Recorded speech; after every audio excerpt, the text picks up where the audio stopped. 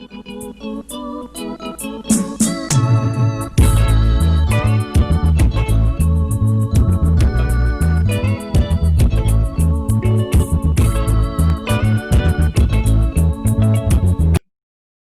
we came out in 2009. I'm sure you've seen a video in which Asari was talking about being part of the formation of the One Niger Congress. That was 2009. Yes. So having done all of that, we also realized that there were people like Wazirike and his Maso. There were other organizations, Nekwechi and his Biafran government in exile operating in the US.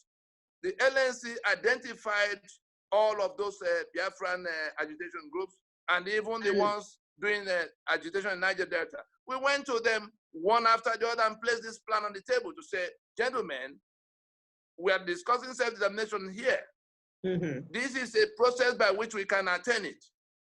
Do you have a better plan other than what we've heard from the public space? Not one of them has a map of the territory they are claiming independence for.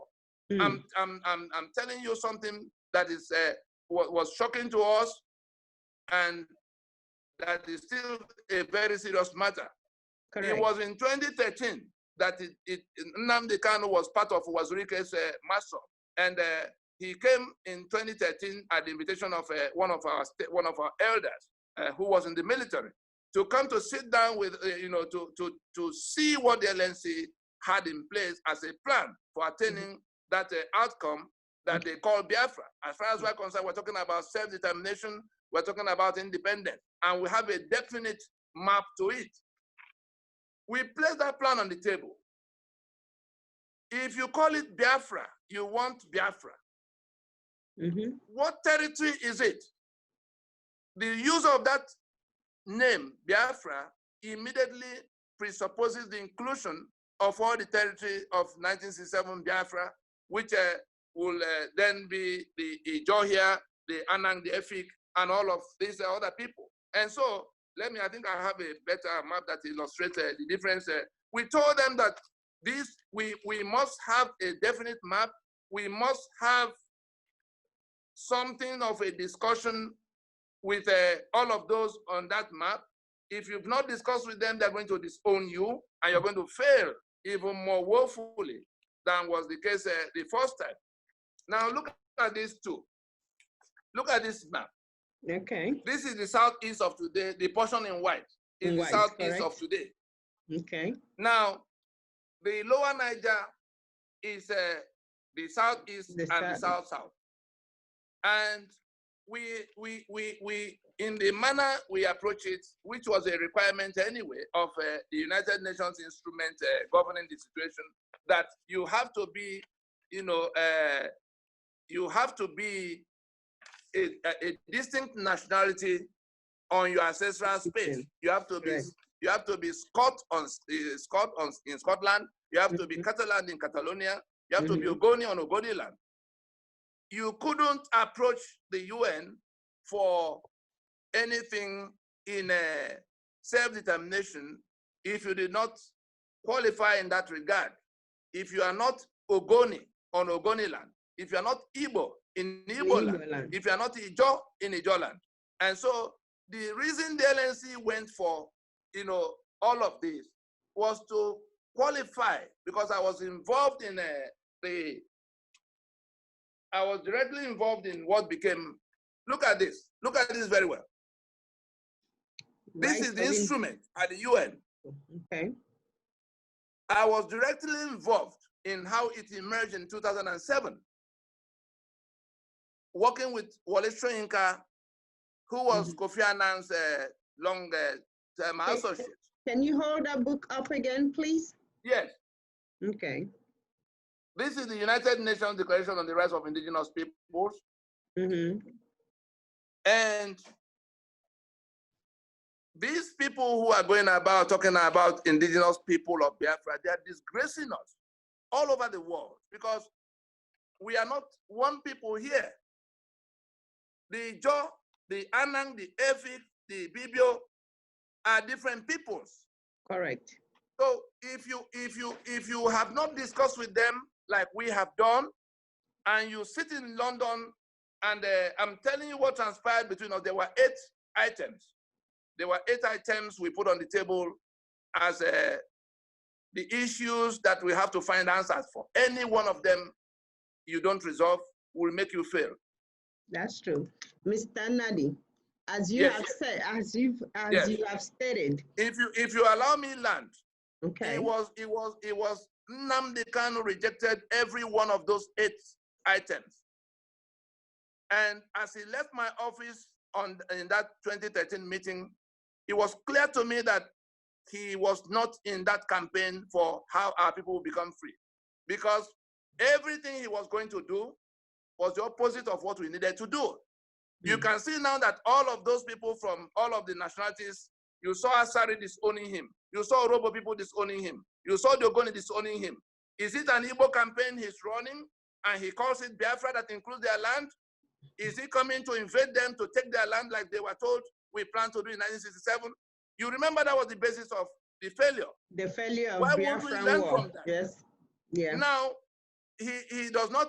I asked him about map. He said, oh, that everybody knows where Biafra is. We don't need to go saddle ourselves with the question of map. I told him about the matter of getting to sit down with them to get them to be a part of it. Let us agree to bid for that independence together. He said no, that they do not understand what we are discussing, that they're the ones who spoiled the first one, that when we begin to do Biafra, they will come along. That was the answer he gave to me. Now, the third one, I said, what is your proposition? What's your strategy for taking down the constitution that empowered them to do what they're doing? Is that constitution that took our land? Is that constitution that took our sovereignty that you want to return? What is your plan? Are you going to be able to defeat that constitution sitting in Umuahia or sitting in London? Here is what, for every one of them, we showed them what we have done, what we have in our plan, what we have already started doing to resolve that issue. And he says, oh no, you are still talking about constitution of Nigeria, that this Biafra we are talking about. As far as he's concerned, the discussion on the constitution does not concern him, whereas that is 75% of the entire undertaking. If we take down that constitution today, the Union of Nigeria is at an end. If we do not find an answer for taking down that constitution, Nigeria will run elections every 4 years and will present itself to the rest of the world as a democracy. And anybody who says, what are you doing? They will fire that person without consequence, because they will be a sovereign country of, abiding by its own laws, which criminalize you for trying to defend yourself or for trying to take back your asset in any way. That is number 3. Number 4, we asked them, what is it that you will do about this alliance of 1967? The 3 million barrels of crude oil that Nigeria sells every day still comes from the lower Niger. Nigeria sells 3 million barrels of crude oil. It comes from here. The reason we were isolated in 1967 was that the rest of this country, had to find a way to hold on to that oil. What is your plan for not being plunged back into that kind of isolation if you say you want to just bolt away? You are going to be, what Nnamdi Kanu is doing takes us right back to this hopeless situation. Because he's here abusing the Ijo, he's here abusing the Ogoni, he's here abusing the Bini, he's here isolating. You don't have access to anything. Correct. All of what we need to reverse that alliance of 1967 against ourselves, which is what the Lower Niger Congress has done by getting a majority, the whole of the South and the whole of the Middle Belt. This is what we had, and this was what he said. Oh no, Yoruba will play prank. They are never straightforward. Middle Belt were the ones who killed us in 1967, as if none of us knew. Whereas we had on our table, on our planning table, Ojukwu was on that table. Achebe was on that table. Achuze was on that table. There are people, CCONO was on that table. Do you know any of these things more than any of them? And we say, they have examined this plan. They saw something better than what they did in 1967. What are you bringing in alternative? These are concrete issues. These are objective issues of strategy and methodology. Anyone is like a vault. It's like a vault with 8 locks. Anyone you don't find the key, that vault is not going to open. We are locked in that vault. We are not alone. Is it only the Igbo that is in that vault? No. It's just in that vault. Ogoni is in that vote. Yoruba is in that vote. Middle Belt is in that vote. And we have gone out to them. They have embraced our proposition. We have a constitution we can take down to open that vote. You say you are ridiculing what you are doing. This movement for New Nigeria, you can see the map. Look at the map of that New Nigeria. For somebody I thought was on the same side with me, I told him that this movement for New Nigeria is actually movement for no Nigeria. But if we call it movement for no Nigeria, because the Sharia that was imposed came in year 2000, you remember.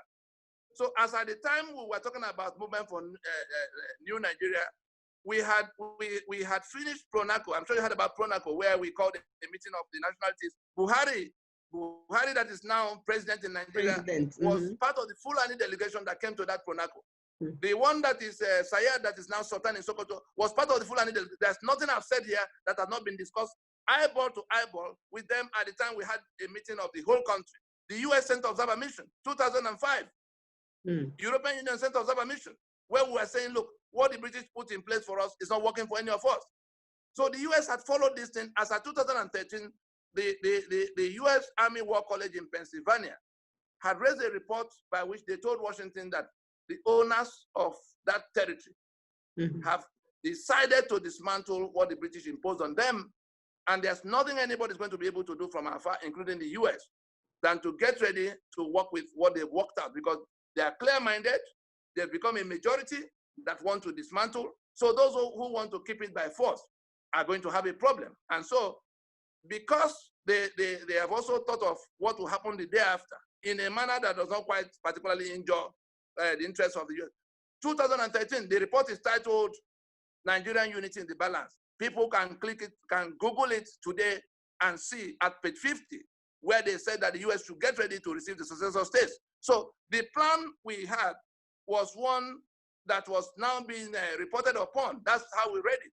Since our own plan had been there in the works and being executed. You remember in 2005 when an intelligence group did predict that Nigeria would be history by 2050, because we had a 20-year plan that was going to deliver that outcome, and they had investigated that plan to the point of coming to Nigeria. I'm just looking for, where did I even leave the, you know, they stumbled across that plan, and they came to Nigeria to try to find out who was doing this. And by the time they finished, it was clear to them that there was no way anybody was going to write. All right, Mr. Nadi. Sorry, just so that you can have an answer to what transpired with Nnamdi and his IPOB. Okay. The next question was the use of that Biafra as a campaign name. The LNC showed them in our plan the point at which we can bring back the word Biafra into the entire campaign. The LNC never suggested that the territory should be called anything. We said, if we can work out the collapse of that constitution and the end of the union, we will then go to where, at the point we're going to referendum, the nationalities, as you've seen in this map of nationalities, the southeast of today is not even up to 1/3 of the territory. The Igbo you see here, you can see Delta is across the river, across the river Niger here. There's no 3 states. There's no 3 states of the southeast today. You are going to combine to match the size of Igbo land across the river Niger.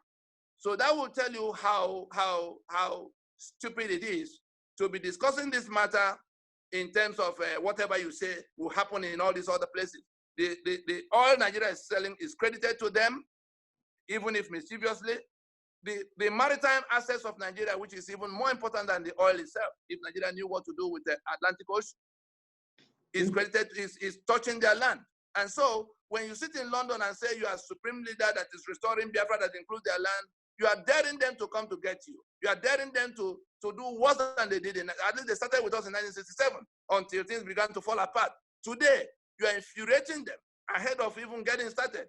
You are reinforcing that false narrative that the Igbo want to invade them and become the owners of their territory. And these are things that will damage the prospects we have right now. We went to the matter of, therefore, keep the Biafra name on one side. Let us talk self-determination. Let us talk independence. Let's get to the point where we have actually gone to referendum. The matter of the name by which we go to that independence will not take us more than one meeting. The LNC already commits to being in support. It just says, look, we will be the one to propose it, but wait until we get there. They say, no, it is Biafra, we have to go, as if somebody has to throw Biafra at them. Then we go to the matter of what is your strategy for the international imperative. The owners of Shell and Mobil and all the ones who, Chevron and all of that, who stood with the enemy on the other time. What is your strategy for getting them onto our side? You can see what the LNC has already done. We began to, as at that time in 2005, when the US came to observe our conference of the nationalities, they had never lost sight of what we were doing. I can report that now. Every now and then they came around to see whether we were still keeping to our plan, which was the basis of their prediction in 2005 that Nigeria will be history at a certain point, 10 years from that point. The reason we are still dragging around discussing this nonsense with Nigeria is actually those who came in and began to distort all of what we had done. We lost almost 4 years to the criminality Nnamdi Kanu is driving in the name of Biafra restoration. Which Biafra is he restoring? The one of 1967, he came out with a map when he was challenged with the question of where is the territory. He came up with a map that goes all the way to Central African Republic on one side and Angola on the other side, thinking that it was a competition for old maps. The reason we had to go to this very map is to be able to satisfy the UN requirement. And we have gone to the human beings living in the place.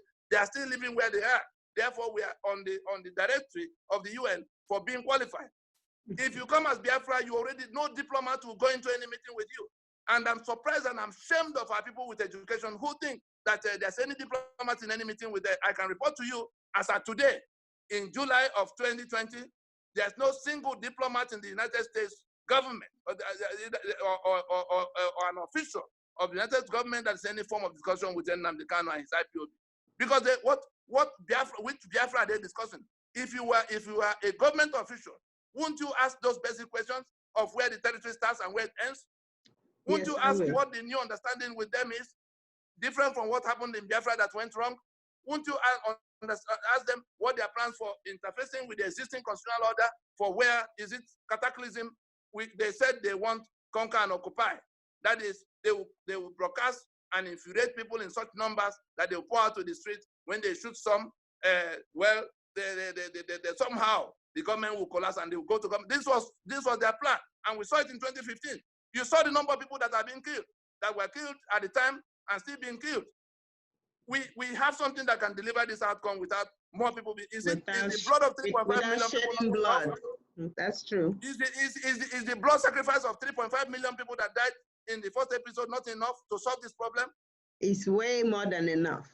Mr. Nadi, I am very glad, and I'm sure most Nigerians are glad to hear that you guys have addressed that issue, especially getting the uniformity, because without unity, without those other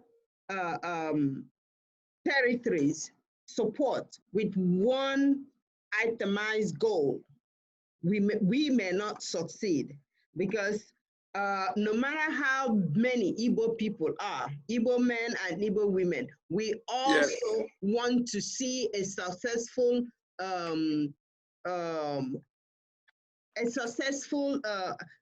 progress in our country. Okay. Yes. And we've talked a lot about this. Let me ask you something just to clear your mind. Yeah. Right. Besides politics, yes. What else do you do? You know, what other things do you do, or what venue of interest to you besides politics?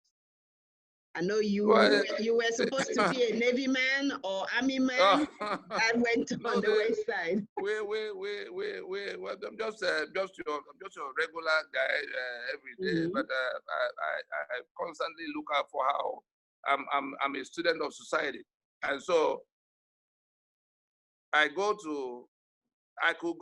to a 5-star hotel to drink my beer, but I will more often than not, I want to go to where those drivers, artisans gather and drink their beer with them. And there's no governor, there's no president that is going to tell me what's happening with his state or his country better than I can tell him, on account of the fact that I'm able to do that. And with those people. for me, that is fun. You meet the matter in the raw state where it is, and in that kind of in wanting to approach this matter even from that angle, it imposes a different kind of life on you. And for me, that's just my regular life. That's just you. So I'm hoping that you're also you have other people. Yes. Sorry that I'm far away. We are far away, but even though I'm far away, I always wish and want to promote anything that is good for our people. Yeah. It is good to have a lot of selfless people like you. And I'm hoping that you continue. You go to schools, you go to the native communities, whenever they have their meetings, have your people campaign. Now, it's not, well, it's a form of campaign. They need, if people are not informed, then they won't know how to make a decision. That is the radio that says pouring out insults and propaganda from London. Those who spend their money to buy it, not the ones who are running it now. Those who spend their money to put it in place actually had in mind to disseminate this message to our people and other people who are in this problem.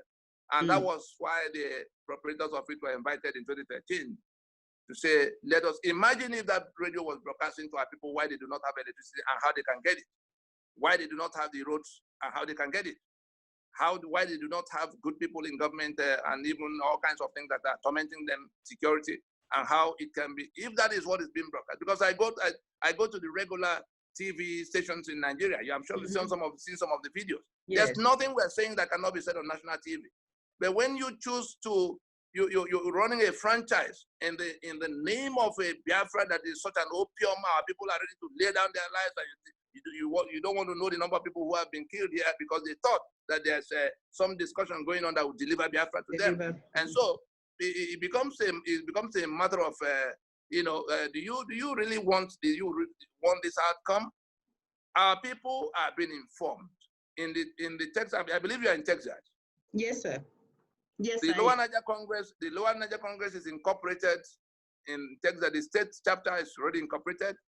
It has a chairman, Tony Henshaw. It has it's something that is, and there's an LNC North America that is not only registered. It's a non-profit with the countrywide license to for tax exemption across. So all kinds of things are happening. And by the time we came discussing with those in government, it was the senators that were asking us, where are your people in this matter? Where they are good numbers in the US? And we went around trying to have we had town halls across. We had in Texas, we had in Houston, we had in Atlanta, we had in New York, we had in Boston, we had in Minnesota, California, all kinds of places. But you know what? You come, our people are so very busy doing other things until they hear that people are being killed in their communities back home. Then they begin to say, oh, what do you do? They don't want to listen to how. They just want to see the outcome. For something that has taken this length of time, that the US, in their distance from us, was able to pick it up and follow it up to the point where they began to subject it to institutional scrutiny, to begin to take the kind of steps they've taken now in putting Nigeria on the watch list, in putting Nigeria as a country of particular concern, and then signing the executive order that's actually targeted at those guns that are pointing at us. Our people are still going about listening to trash all around the clock. It's baffling to me. Well, US putting Nigeria as a country of interest do shed light on what is happening. However, what is the follow-up? What is US doing to rectify that? Remember when those the executive order is specific. It listed all of the conditions, the countries that will be of interest in the special watch list. You understand? The US is saying to you, this thing you are doing is of interest to us, and we're watching very closely. That is the killings. You know, people sat down with them. They didn't just wake up to begin to say things about Nigeria. It was because there were presentations on the 17th of January in 2019. There were emergency press conferences on Nigeria. What's going on in that place? And we addressed it. And then they took it from there to say, come, some of the things you said here touch on our national security, because we told them that ISIS is in our backyard, driving these things. And they were invited by people who are running Nigeria. We called names. We showed them evidence of the connections. And then they say, if that is the case, we told them from that first time in January of 2019 that we have something that could become solution for them so that it will not cost America blood like it had cost them in the Middle East to tackle ISIS. And they said, come tell us. That was how the matter went to Capitol Hill in June, throughout June and July. We were battling from one part or the other of Capitol Hill. Nigeria, of course, had principalities they had empowered to try to go to block it, the one they call lobbies. And then it was a big fight, but eventually we were able to establish that it wasn't farmers and herdsmen clashing in Nigeria. There was ethnic cleansing being driven by the Fulani in joint venture with ISIS, in which Fulani will be resettled. Fulani from all over Africa will be resettled in Nigeria as their homeland. And ISIS will then have that territory for their global operations, having failed in the Middle East. And so it became something of national security, immediate national security concern for the US. And in that executive order that came after they put Nigeria as country of particular concern, these are categories that tell the whole world what the US is about to do. Those who know the meaning of country of particular concern, it means that having put you on special watch list, you have not abated what they are complaining about by yourself.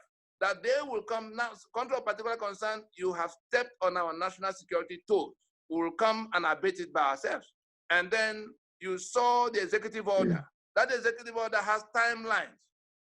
You can see US has its own problems, very many. But this one, because it's national security, the executive order has timelines. The executive order lists all of what they will be coming to pursue. It says, if you are on special watch list, we'll come to you.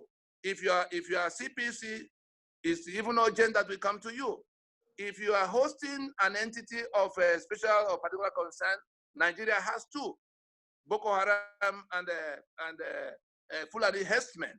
Then if as a government, you are either failing or unwilling to abate what the killings that have been happening, Nigeria not only is looking the other way, the government and the armed forces of Nigeria not only looking the other way, they've actually been shown to be in collusion. Look at what is going on in Southern Kaduna today.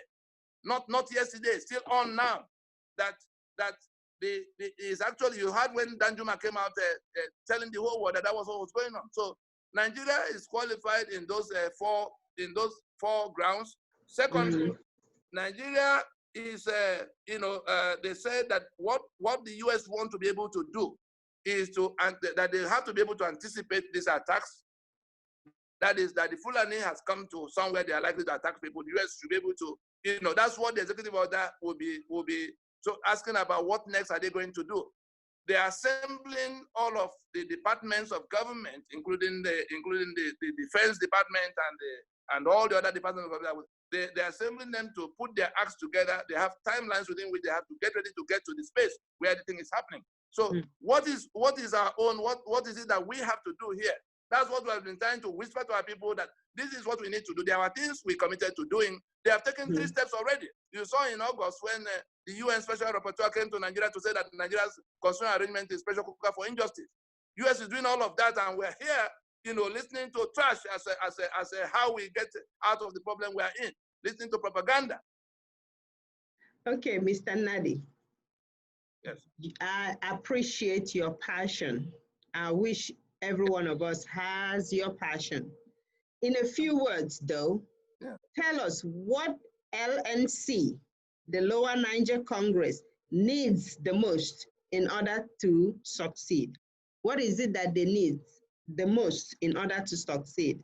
Because we have to take it one step at a time, okay? Yes. All right. At this time, just for people to know that having done all of what we did through the last few years, we've come to where we now have to enforce the decision of this majority by way of a constitutional force majeure, because our argument is that the social contract with the constitution is gone bad, because our compatriots, our erstwhile compatriots, have shifted from the foundations we agreed upon to be a secular, union, to be a federation, to be, a union that holds life sacrosanct, and all of that, people partnership. They've moved away from all of that, so they've created conditions that warrant the kind of thing you see in contract they call force majeure. And so we already have something with timelines. It's only the corona lockdown that delayed us a little, but as it's been lifted now, we're going back to it. And so what we need our people to do, because the moment we come to that, milestone, it will be a matter of, that is the point at which everybody will have to join on one side or the other of what we set in motion. What we need from our people the most is for people to please get informed, because there are so many things they've been told that are not so, that are lies, and those things are impeding the work we're doing. Let people put aside what they were told and find out what is going on, like you are hearing now. Secondly, the resources by which we get these things done, I can assure you we can do with any kind of support that our people will come up with. All these years we've operated with our own resources. We never asked anybody to come to contribute in the manner that people have been collecting, tormenting people and collecting, large sums of money from them. We had operated from our own means, and it hasn't been casual. It's not a matter of $10,000 and $20,000. It's involved a lot more money. But we've done that sacrifice to bring it to where it is now. If our people will listen and do the part of now helping with what we need to get to the finish line, it will be greatly appreciated. That's those are the two things: information and resources.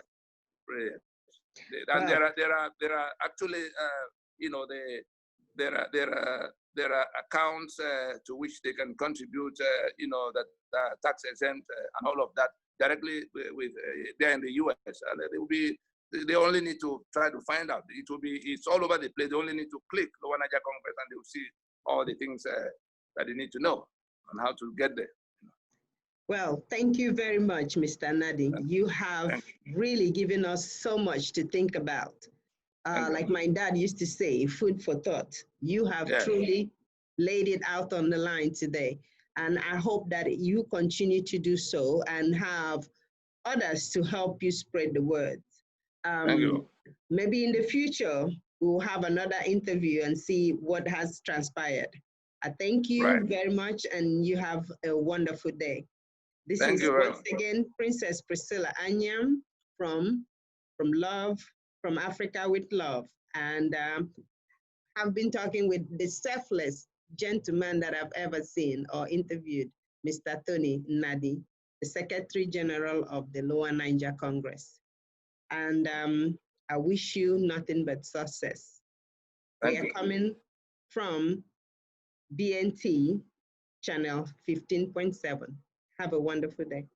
Bye-bye. Thank you. Thank you, viewers. Okay.